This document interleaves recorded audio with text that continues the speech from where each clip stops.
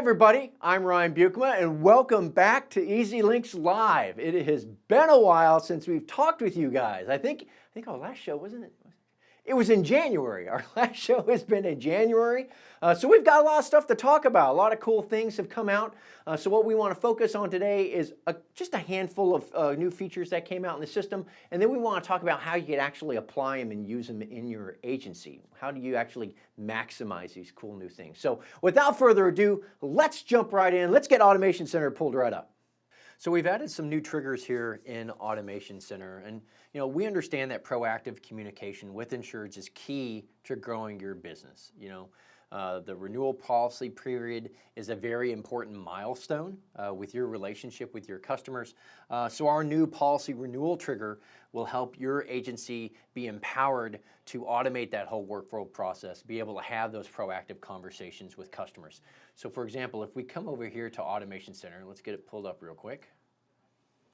We can come here to our workflows. We've already created these workflows, but I'll show you where they are, right? We have policy audit. It's going to be one we talk about here in a minute, but here's policy renewal. Now, if you're new to Automation Center, you've never been here before, you want to create this, say, policy renewal or the policy audit, all you would have to do is simply click on Create Workflow. You have our templates that we've kind of created for you ahead of time that can help you, guide you as to maybe a workflow you want to do, maybe something that you want to create.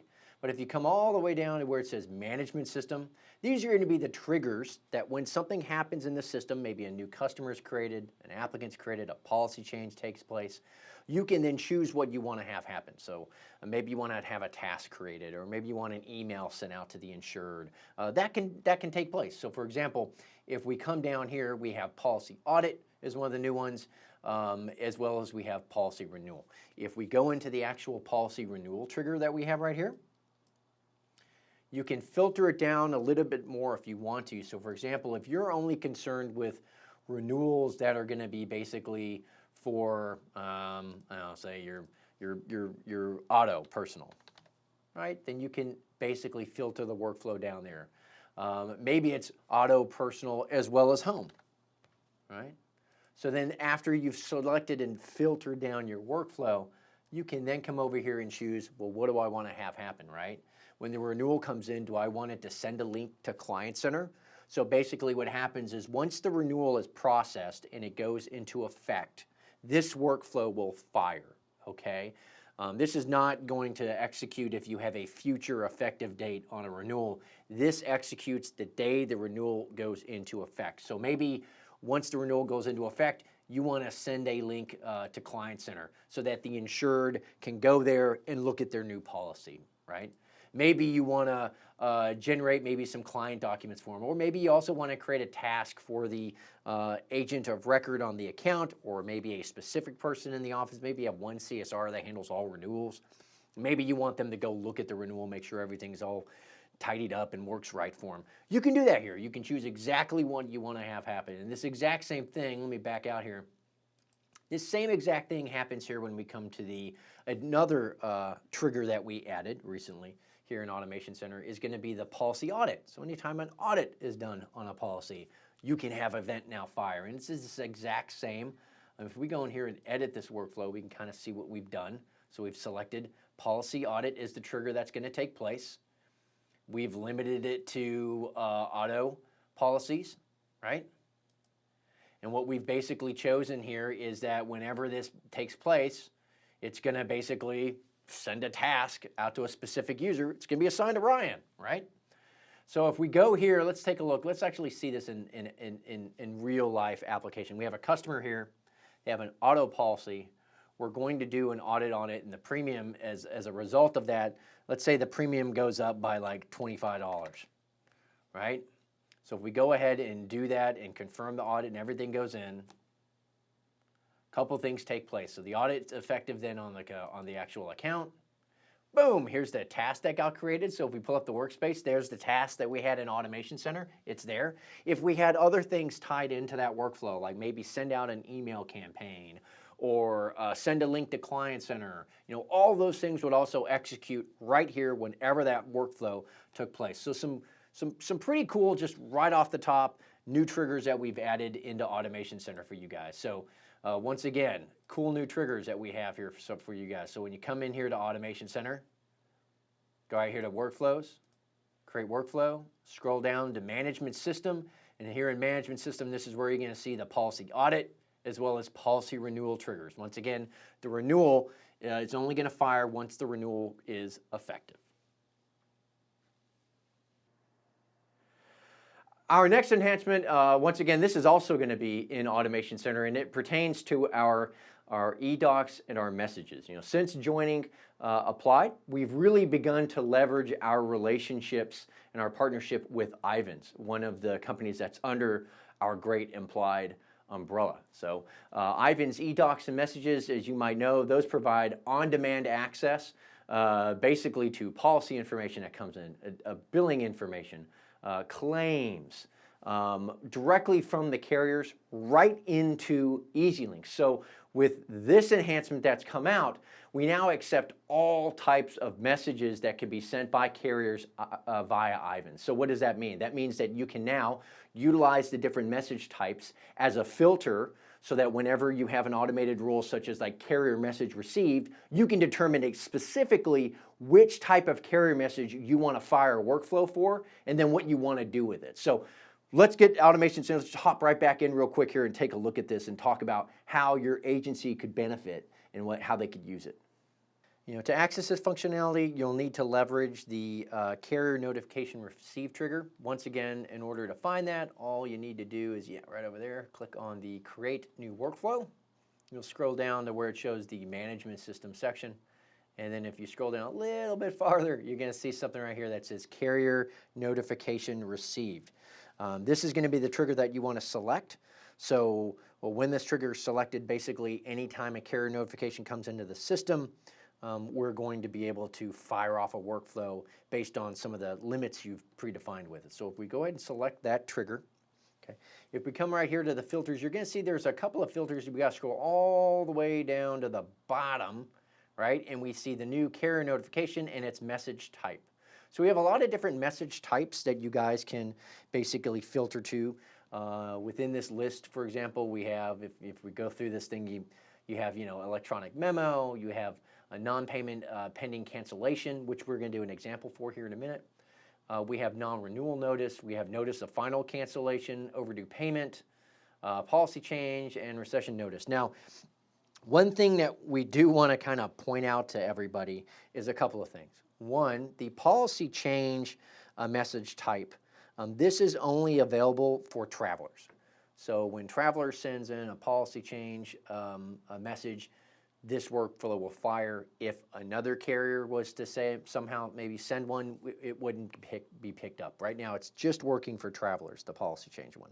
The other thing that we want to talk about is the importance of setting some sort of a filter here, right? So in the case that you don't set any filters, so if we just left this thing blank and we didn't add in any filters to it, we selected the trigger, which is carrier message received, and then we chose whatever actions we want to have happen. Basically what would happen is every single time a carrier message comes in, it's going to fire off those actions, no matter what the message is. So that's why we really encourage y'all, when you come in here, make sure you go down to message type and make sure you really specify exactly for the different message what action you want to have happen. We really recommend here, we don't do it with a lot of workflows, but for this one we do. We recommend that you set a filter for what one you want to do. So for example, let's get out of here real quick. Let's go to one that we've already set up. We have notice of pending cancellation. We created this a little earlier, and we did this so that we could push some carrier messages into the system and then take you guys to an account and show y'all what basically happened, right? So we have carrier notification received right here. The message type is non-payment pending cancellation. We go next. So what's going to happen? It's going to create this task, right? And it's going to go to a specific user. It's going to be due in 2 days at 5 p.m. It's also going to have a little reminder notification goes out.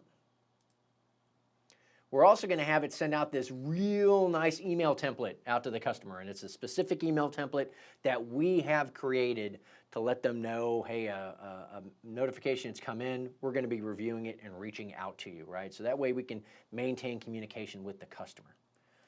So for example, if this workflow was to fire, and once again, this workflow is going to fire when a carrier message is received, right? It's for non-payment, pending cancellation, and what it's going to do once that's met, it's going to create a task with a due date and a reminder, and it's also going to send an email. So if we come over here to this customer right here, we went ahead into the system, we went ahead and pushed one of these out, right? So there's a couple things you can see here. The message that came in also had a carrier document associated with it. So if we were to go in here to the policy and go to the documents, we can see, oh, there's the producer cancellation notice. It's going to be right there. There's the pending one. Boom, already associated to this policy. It's already done for you. That's something extra there. If we go back here to the overview page, we can see that, oh, here's the task that got created, right? If we go into this task, we can see that here's the notice that came in. This is the message from the carrier. We can see actually when it's due 2 days from now at 5 p.m. Great. And also, look at that. It also associated this task to the policy in question here. So that's great. If we come up here to our carrier notifications, oh, there's our reminder. Hey, we got a reminder. We got this pending notice cancellation that's due. And this reminder is set to be due for today at this time, right when we pushed it. So you've got your reminder for the task that needs to be looked at.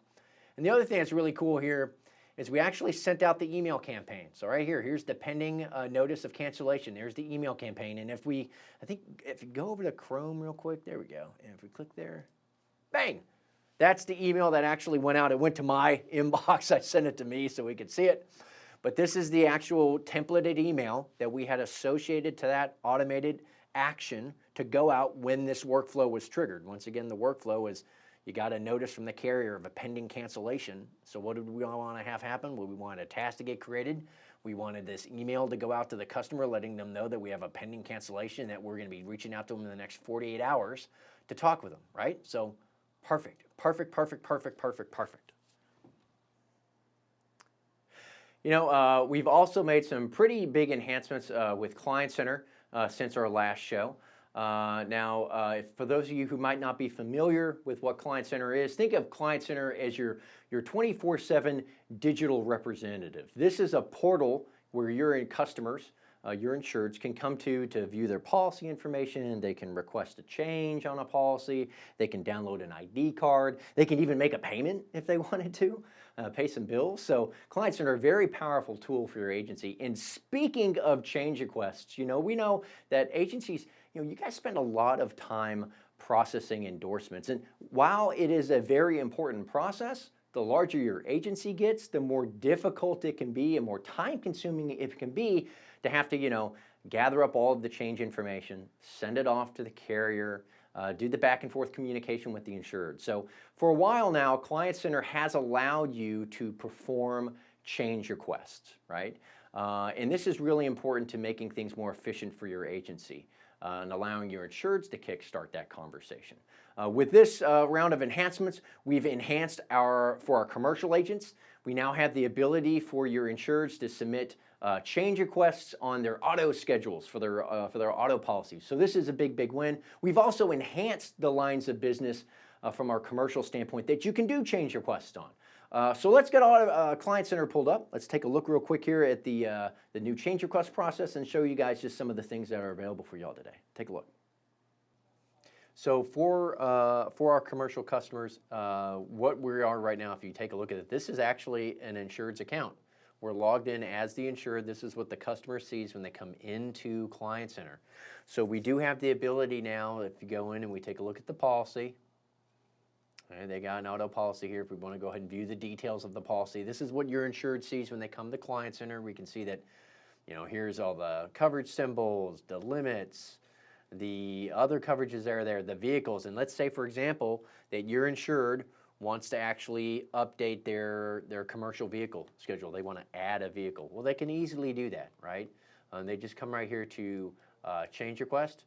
But before we do that, before we jump into actually doing the change request, what I want to do real fast here is show you guys what we have. So actually, there we go. That's good. All right. So the following commercial change requests are now available. You can do the following things, and we're going to break it down kind of by the line of business, what you can do or what the entity is you can do in Client Center, and then what you can do with it in the line of business. So for example, for vehicles, In Client Center now, from a change request standpoint, you can add a vehicle, edit, and remove a vehicle for your commercial auto policies. For lien holders, you can both add, edit, and remove a lien holder on your commercial auto policies, your BOPs, and your general liability inside of Client Center. Your insureds could also come in if they wanted to add an additional insured. They could do the same thing. They could add one, edit one, remove one. You get to see the theme here. For their commercial auto, for their BOP, their general liability, garage and dealers, and their commercial auto. And finally, for mortgagee, you can add, edit, and remove or delete on your BOP policies and your commercial properties. So really important, these are going to be the entities in Client Center: vehicle, lien holder, additional insured, mortgagee. This is what you can do on them. You can edit, delete, and then those are the respected lines of business that are impacted by this cool new addition that we have now for commercial change requests. So let's head back over to Client Center if we could real quick there. Yeah, there you go, that's it.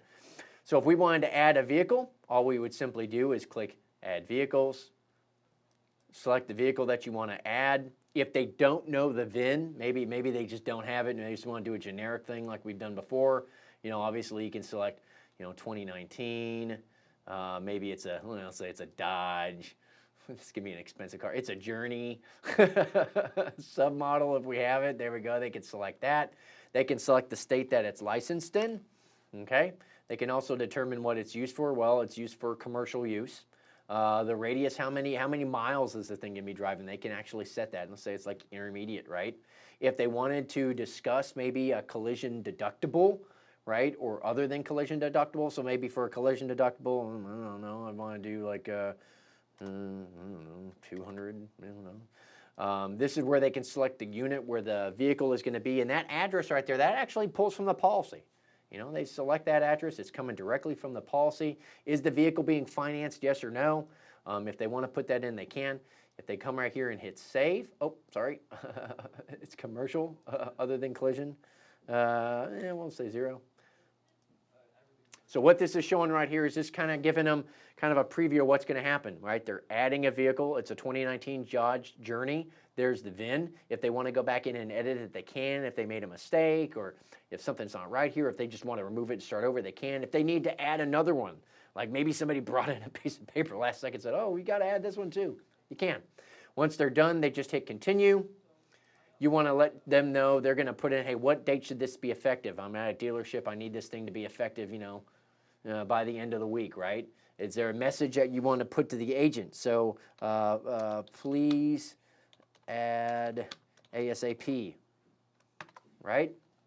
I acknowledge, and this is really important, and they're acknowledging that nothing's really binding until everything's been done, right? But if they submit the change, what's cool is they're going to get a confirmation for this change request here in Client Center once this thing processes through. It says, hey, it's sent out to your agent. Now, if we get back over to EZLynx, can we pull up EZLynx real quick? Yeah, right there. There you go. There you go. So here we are. We're on this account here in EZLynx, right? And if we go back to the overview page here, boom, we can see a couple of things happen here. This is really neat. There's the confirmation. There's a change request. There's a notification for it. We can also see that they have an upcoming task, and in that task, if we break it down, we can see the information that came in with the change request that they typed out themselves. And as an agent, this is really easy for you because it takes a lot of the guessing work out of it, right? They've provided you with all the information. All you would technically want to have to maybe do is go back in and ask them, hey, I just want to confirm that this is right before I submit the change for you, right? Send that thing off to the carrier. This makes it a whole lot more efficient. So once again, let's pull up real quick there. Show the things that we have the change requests on. All right. So the following commercial change requests are now available in Client Center for your insured. So for vehicles, edit, add, edit, delete. For commercial auto, for lien holders, commercial auto, BOP, general liability. For the additional insureds, it's both commercial auto, BOP, general liability, garage and dealers, and commercial umbrella. Right? And then finally for mortgagees, if they wanted to do that same kind of change request, they could add, edit, and remove mortgagees from their BOPs and their commercial property policies. Well, there you have it. Short and sweet, but some really good information today. Once again, we're really happy to be back with you guys talking about some of the cool new features that have come out in EZLynx. So until we see you guys again, we'll see you all next time. Bye, everybody.